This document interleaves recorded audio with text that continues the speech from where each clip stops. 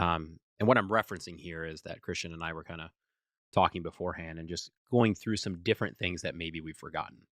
And actually, I've got the list here. If there's one that jumps out to you, we can jump into that. If not, I can go through the No, list yeah, here. you go ahead. Let's do the world is not progressing, it's getting worse. I think that one very much applies to what you just said.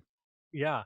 No, this is a really important thing because we've had this crazy idea in our culture for a really long time that the world is continually getting better, right? That we're continually improving. And you'll see it all over the place. And it's kind of easy to get sucked into this because, back when I was younger, I had an iPhone 5. Back when you were a young warthog, When I was a to young quote warthog, Mark Boyce. I had an iPhone 5. And the iPhone 5 was pretty cool, right? Hmm. And then after many, many years, so many years that the lady at the Apple store laughed when I went in to buy my next one, I went in to buy my next phone and I got an iPhone XR. That's the one that I currently use. And it was a lot nicer, Hmm. right? The pictures that it took on the camera were a lot nicer. It had more memory and all that stuff. So we live in an age where certain technological advances are happening so rapidly and, so visibly that we can feel like, wow, everything in the world is just getting better all the time, right? Hmm. We're just working ourselves progressively higher and higher until we get to utopia, right? And that is actually the idea that some Christians have had throughout history. This idea that you know uh, Christians are going to build kind of such a perfect society and such a perfect world that eventually Jesus is going to come back to this kind of perfect world that we've set up for him. Right? That's not something that's absent from the history of Christianity. And I think our kind of technological age that we're in and the various advances that we're in give us this idea that we're working up to utopia.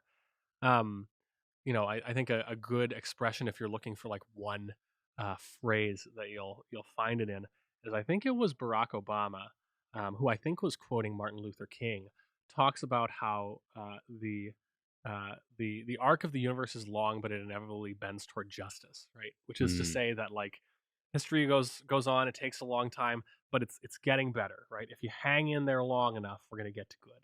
Hmm. Um, and that's just not really the way the scriptures talk about it, right? So the scriptures, the way that you have it is, you have the Garden of Eden, which of course is good, right? This is paradise, this is perfection. And then Adam and Eve fall into sin, right? And from there, you see that the sin just kind of starts spiraling down and out of control, right? So just read the book of Genesis and you'll say, my gosh, right? This stuff is like going from bad to worse all the time. So Adam and Eve disobey God, fall into sin, get kicked out of the garden. This is all pretty bad. And then you get Cain and Abel. And when you get with Cain and Abel, well, you get fratricide with Cain and Abel, right? Mm. So that's getting pretty bad.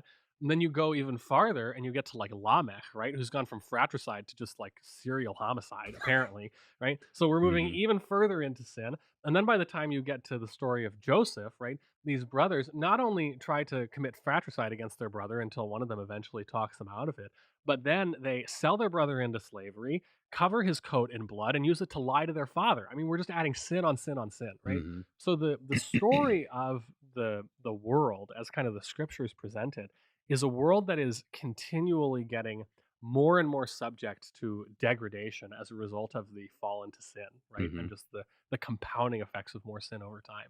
I think this is the best explanation, actually, when people say, Pastor, why did Methuselah live for like 900 plus years? Hmm. And I don't, Hmm. right?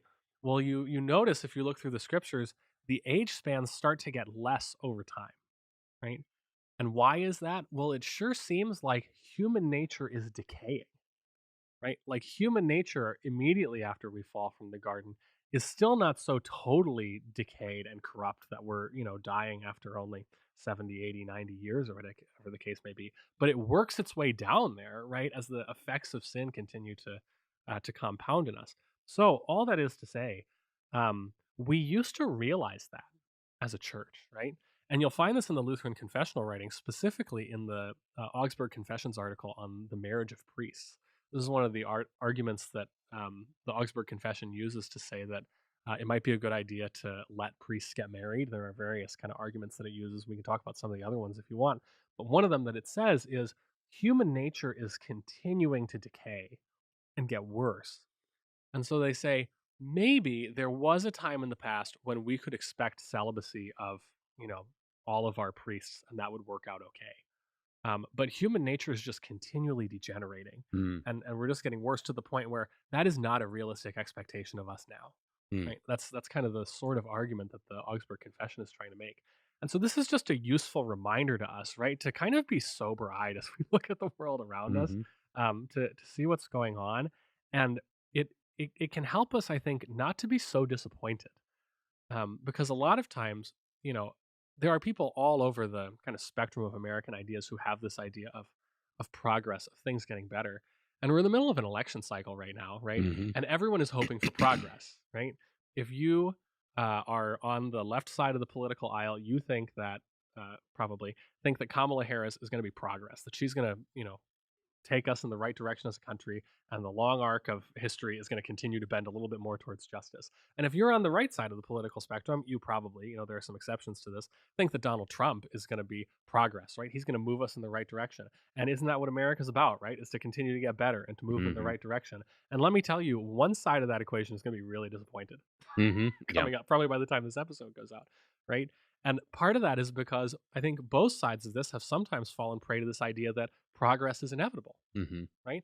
And so when like your candidate loses, I mean, I remember this in both of the last couple of elections with 2020 and 2016.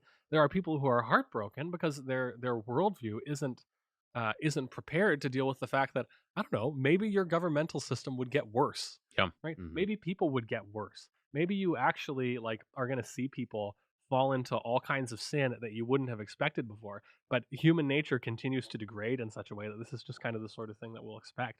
So when we have this recognition that the Christian view of how the world is going is much more kind of spiraling downward and out of control than going upwards towards utopia. It helps us not to get so disappointed so often and to have kind of a clearer view of what's going on.